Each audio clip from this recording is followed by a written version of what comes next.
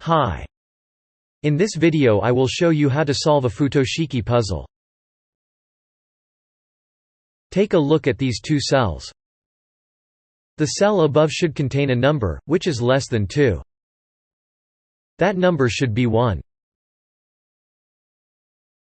Take a look at this column. The first cell should contain a number, which is less than the one on the right. This one should be less than the one under it. And this one should be less than the one on the right. In all three cells we should have a number which is less than something else. This means that we cannot have a 4 in any of these cells. We should have a 4 in this column and it must be here. We should also have a 1 in this column. It cannot be in the top cell because there is a 1 already on the first row. It cannot be in the bottom cell, because it should be greater than the one above. So the 1 should be placed here. Now let's see where we can place a 1 in the last column. The first and the third row already have 1s.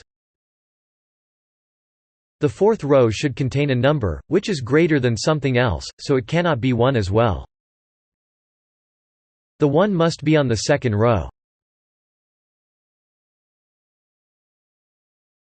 We already have 3 1s on the grid, so it is easy to find out where the last one should be.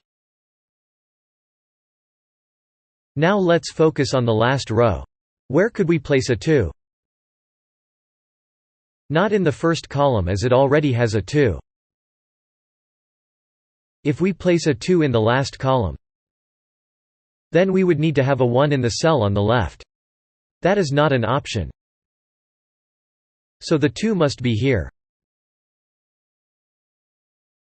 This column is almost complete. We only need a 3 in the top cell.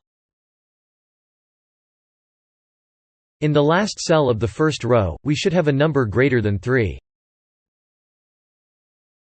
That's right, it can only be a 4.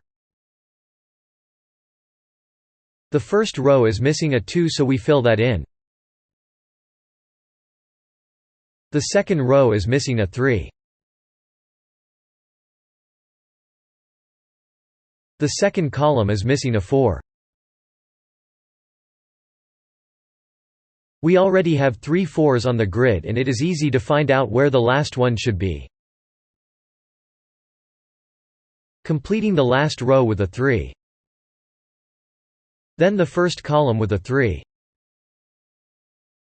And the last column with a 2. And the puzzle is solved. I will now show you the main techniques which are used for solving a Futoshiki puzzle. The first one is called forced minimum and maximum. Here we should have a number less than 2, and that number can only be 1. And here we should have a number greater than 3. And that number can only be 4. The next technique is called chain of inequalities. Here we should fill 4 numbers, each one greater than the previous one. We can easily deduce that these should be the numbers from 1 to 4 in a sequence. The next technique is called minimum and maximum exclusion. The deal here is that we cannot place a 1 in a cell if it should be greater than another number. And we cannot place a 4 in a cell where it should be less than another number. In this case we cannot place a 4 in the first, the third and the fourth row. The 4 must be in the second row. The next technique is called number exclusion. Each number can participate only once in each row and column.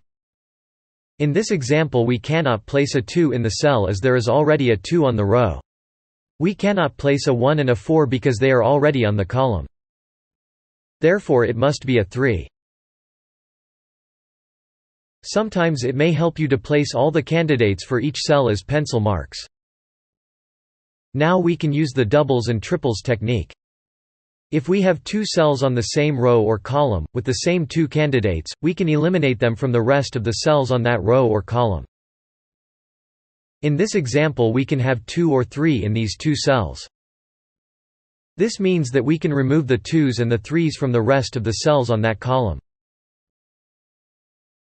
You can also use the technique if you have the same 3 candidates for 3 of the cells on a row or a column.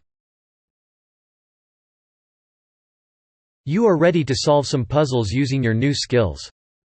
In the next video I will show you how to make the most out of the interface of puzzle-futoshiki.com. I will show you all the settings, different modes and helpers.